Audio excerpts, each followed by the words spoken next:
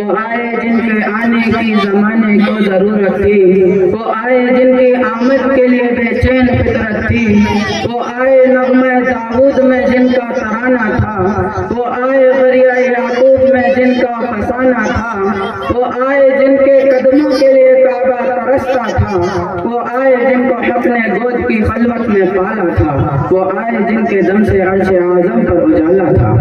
میرا واجب الاحترام قابل صد احترام علماء اکرام، میں آپ کے سامنے سیرت النبی صلی اللہ علیہ وسلم کے عنوان پر اپنے خیالات کا اظہار کرنے جا رہا ہوں۔ میرے بھائیوں، میرا عقیدہ اور دعویٰ یہ ہے کہ حضور السلام کی طرف جس چیز کی نسبت ہو گئی اس کا تذکرہ کرنا بھی حضور السلام کی سیرت ہے۔ حضور السلام کی طرف مدینے کی نسبت ہو گئی، میں مدینے کی فضیلت اگر بیان کروں تو یہ بھی حضور السلام کی سیرت ہے۔ حضور السلام کی طرف مکے کی نسبت ہو گئی، میں مکے کا ذکر اگر کروں تو یہ بھی حضور السلام کی سیرت ہے۔ حضور السلام کی طرف جس پہاڑ کی نسبت ہو گئی اگر میں اس پہاڑ کا ذکر کروں تو یہ بھی حضور السلام کی سیرت ہے۔ حضور السلام کی طرف صحابہ کی نسبت ہو گئی، اگر میں صحابہ کا ذکر اگر کروں تو یہ بھی حضور السلام کی سیرت ہے۔ میرے بھائیوں، سیرت کے کئی باب ہیں، سیرت کا صرف ایک باب نہیں، حضور السلام کی سیرت کے کئی موضوع ہیں، سینکڑوں ہزاروں نہیں بلکہ لاکھوں موضوع ہیں، لیکن پھر بھی حضور السلام کی شان کا حق ادا نہیں ہو سکتا۔ ایک عربی شاعر گزرا ہے، اس نے حضور السلام کی شان میں 40,000 اشعار عربی میں لکھے۔ اس نے جو عربی میں آخری شعر لکھا اس کا ترجمہ اردو کا یہ ہے: تھکی ہے فکر رسا مدح باقی ہے، قلب ہے آب لاپا مدح باقی ہے، ورق تمام ہوا مدح باقی ہے، تمام عمر لکھا مدح باقی ہے۔ یہ 40,000 اشعار لکھنے کے بعد وہ کہتا ہے میری جو 40 سال کی فکریں یہ نچوڑ دی گئی اور مدح رسول اللہ صلی اللہ علیہ وسلم ابھی باقی ہے۔ یہ نبی علیہ السلام کی شان ہے۔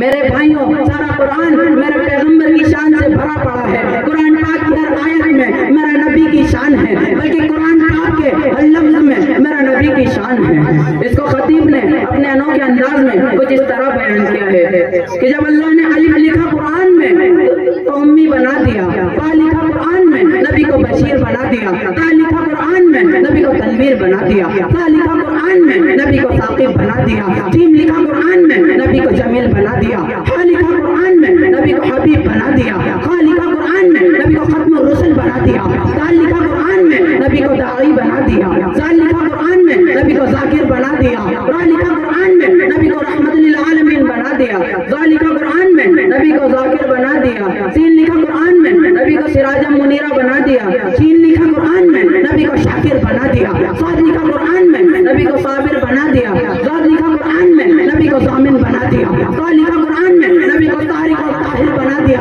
زا لکھا قرآن میں نبی کو ظافر بنا دیا، عین لکھا قرآن میں نبی کو عابد بنا دیا، غین لکھا قرآن میں نبی کو غیور بنا دیا، فا لکھا قرآن میں نبی کو فاتح مکہ بنا دیا، قاف لکھا قرآن میں نبی کو کریم بنا دیا، لام لکھا قرآن میں نبی کو لئیک بنا دیا، میم لکھا قرآن میں نبی کو مسیح بنا دیا، نون لکھا قرآن میں نبی کو نذیر بنا دیا، واو لکھا قرآن میں نبی کو واعظ بنا دیا، ہا لکھا قرآن میں نبی کو ہادی بنا دیا، یا لکھا قرآن میں نبی کو یاسین بنا دیا۔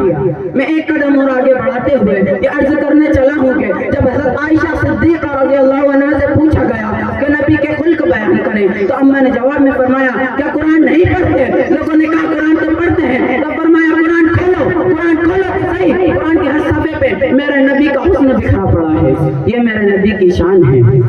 لقد من اللہ علی المؤمنین اذ بعث فیہم رسولا، میرے بھائیوں جو آیت میں نے آپ کے سامنے پڑھی اس پر غور کریں، قرآن کیا کہتا ہے؟ وہ تو سینکڑوں آیتیں، ہر آیت پر علیحدہ بات ہو سکتی ہے، لیکن یہ آیت بڑی عجیب و غریب ہے۔ قرآن کہتا ہے لقد من اللہ علی المؤمنین اذ بعث فیہم رسولا، اس میں کوئی شک نہیں، اس میں کوئی شبہ نہیں، اس میں کوئی ریب نہیں، جس میں جو آگے بات آ رہی ہے لقد من اللہ نے احسان جتلایا، اللہ بھی احسان جتلا رہے ہیں۔ میں حیران ہوا، اللہ پاک اتنے وسیع ہیں، وہ احسان کیسے جتلاتے ہیں؟ لیکن قرآن کہتا ہے اللہ بھی احسان جتلا رہے ہیں۔ میں نے پہلی کتابوں کو دیکھا، میں نے تورات کو دیکھا، میں نے زبور کو دیکھا، میں نے انجیل کو دیکھا، اللہ نے کہیں بھی احسان نہیں جتلایا۔ شجر حجر کو دیکھا، اللہ نے احسان نہیں جتلایا۔ آدم علیہ السلام، عیسیٰ علیہ السلام تک تمام انبیاء کو اللہ نے پیدا کیا، اللہ نے احسان نہیں جتلایا۔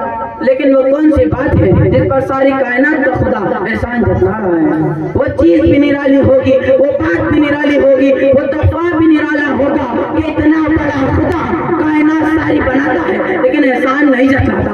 18,000 مخلوقات کو پیدا کیا, اللہ نے احسان نہیں جتلایا. انسان بنایا, اللہ نے احسان نہیں جتلایا. آسمان کے ستاروں کو پیدا کیا, اللہ نے احسان نہیں جتلایا. مشرق و مغرب پیدا کیے, اللہ نے احسان نہیں جتلایا. شجر و حجر پیدا کیے, اللہ نے احسان نہیں جتلایا. جنوب و شمال پیدا کیے, اللہ نے احسان نہیں جتلایا. آدم کو عظمت دی, اللہ نے احسان نہیں جتلایا. نوح کو طوفان سے بچایا, اللہ نے احسان نہیں جتلایا. اسماعیل کو چھری سے بچایا, اللہ نے احسان نہیں جتلایا. ابراہیم کو آگ سے بچایا, اللہ نے احسان نہیں جتلایا. عیسیٰ کو جیل سے نکالا, اللہ نے احسان نہیں جتلایا. یوسف کو کنویں سے نکالا, اللہ نے احسان نہیں جتلایا. یعقوب کو 40 سال رلا کر بیٹا دیا, اللہ نے احسان نہیں جتلایا. انبیاء کی عظمت بخشی, اللہ نے احسان نہیں جتلایا. بنی اسرائیل کے انبیاء کو حکومت بخشی, اللہ نے احسان نہیں جتلایا. موسیٰ علیہ السلام کو تورات دی, اللہ نے احسان نہیں جتلایا. عیسیٰ علیہ السلام کو انجیل دی, اللہ نے احسان نہیں جتلایا. داؤد علیہ السلام کو زبور دی, اللہ نے احسان نہیں جتلایا. امام آئے, پیشوا آئے, اللہ نے احسان نہیں جتلایا. ولی آئے, صحیفے آئے, اللہ نے احسان نہیں جتلایا. قطب آئے, ابدال آئے, اللہ نے احسان نہیں جتلایا. کائنات میں ذرات پیدا کیے, اللہ نے احسان نہیں جتلایا. انسان بنایا, اللہ نے احسان نہیں جتلایا. تیری آنکھوں کو بنایا, اللہ نے احسان نہیں جتلایا. تیری زبان کو بنایا, اللہ نے احسان نہیں جتلایا. تجھے کپڑے دیے, اللہ نے احسان نہیں جتلایا. تیرے زمین بنائی, اللہ نے احسان نہیں جتلایا. تیرے درخت کو بنائے, اللہ نے احسان نہیں جتلایا. دریا بنائے, اللہ نے احسان نہیں جتلایا.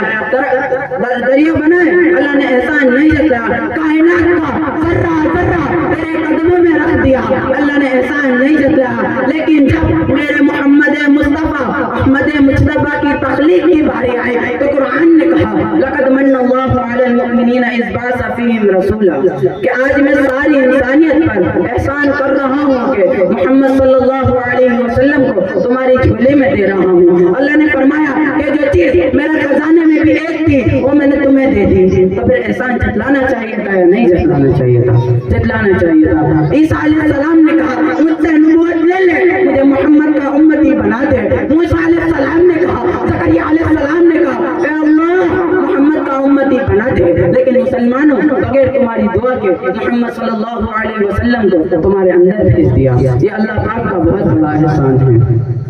میرے بھائیوں, اللہ نے رسول کو بھیجنا تھا, احسان کا اعلان کر دیا کہ میں نے تم پر احسان کیا. اور باقی نبی بستیوں کے لیے, میرا محمد ساری دنیا کے لیے, باقی نبی علاقوں کے لیے, میرا رسول ساری کائنات کے لیے. میرے بھائیوں, آسمانوں سے کتابیں کتنی اتری؟ 4. میں یہاں سے پیغمبر کی عظمتوں کو نمبر وار شروع کرتا ہوں. توجہ فرمائیں, 2-4 بات بڑی اہم ہیں, پیغمبر کی شان پر غور کریں. قرآن آسمان سے اترا, کتابیں آسمان سے اتری, اور ان کتابوں کے اترنے میں بھی فرق ہے. حضور علیہ السلام پر جو کتاب اتری وہ حضور علیہ السلام کی حیثیت کے مطابق اتری, اور باقی نبیوں پر کتابیں باقی نبیوں کی حیثیت کے مطابق اتری. خدا نے کہا میں رب العالمین ہوں, اے نبی تو رحمت للعالمین ہے, اور جو کتاب تجھ پر اتاری وہ ہدی للعالمین ہے.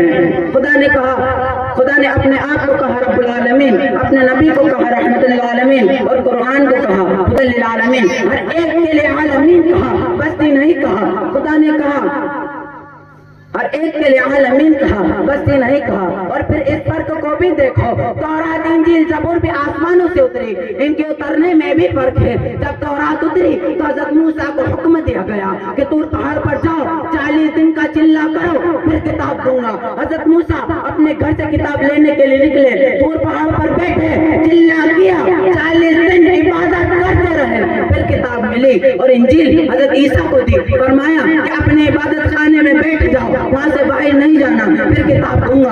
اور زبور حضرت داؤد کو دی, فرمایا کہ داؤد اپنے معبد خانے میں بیٹھ جاؤ, اپنے گھر میں بیٹھ جاؤ, 4 دیواری میں بند ہو جاؤ, پھر کتاب دوں گا. لیکن جب میرے پیغمبر پر قرآن اترنے کا وقت آیا تو میرے پیغمبر کو خدا نے پابند نہیں کیا.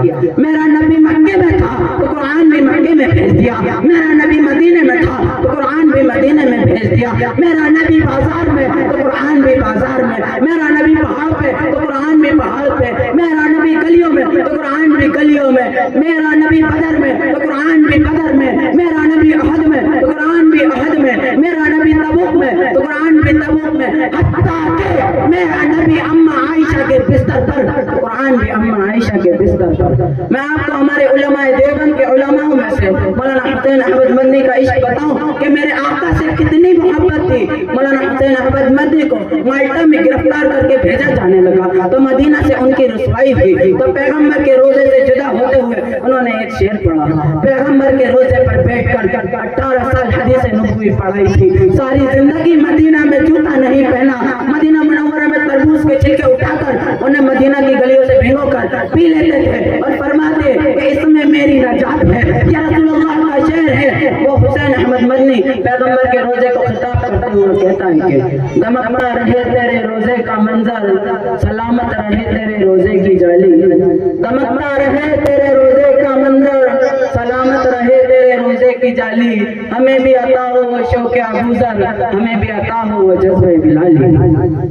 میرے بھائیوں، وہ واقعہ میں آنکھوں سے نہیں بلا سکتا جو میں نے تاریخ کے اوراق میں پڑھا ہے کہ ایک صحابی کی ناش بہت کے پہاڑ پر تڑپ رہی تھی، اس کا آخری وقت تھا، اس نے پانی کا مشکیزہ لے جانے والے کو اشارہ کیا، اس نے پانی کا مشکیزہ لے جا کر رکھا اور اس صحابی سے پوچھا تم زخمی ہو، میں تمہیں دودھ پلاؤں؟ اس نے کہا مجھے دودھ کی ضرورت نہیں۔ اس نے کہا پانی پلاؤں؟ اس نے جواب دیا کہ پانی کی ضرورت نہیں۔ اس نے کہا تم کیا چاہتے ہو؟ مجھے تم نے بلایا ہے۔ اس نے کہا میں چاہتا ہوں کہ میرا آخری وقت ہے، میرے جسم سے لہو بہ رہا ہے، میری خواہش یہ ہے کہ مرنے سے پہلے ایک مرتبہ کالی کملی والے کا چہرہ دیکھ لوں۔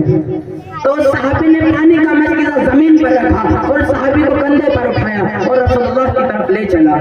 اس صحابی نے جب دور سے رسول اللہ کا چہرہ دیکھا تو تڑپنے والا زخمی صحابی کہتا ہے کعبے کے رب کی قسم میں کامیاب ہو گیا۔ اس نے کہا مجھے چھوڑ دے، اس نے چھوڑ دیا۔ وہ گھسٹتا ہوا آہستہ آہستہ پیغمبر کے قریب پہنچ گیا۔ پیغمبر کے قدم مبارک زمین کی طرف لٹک رہے تھے۔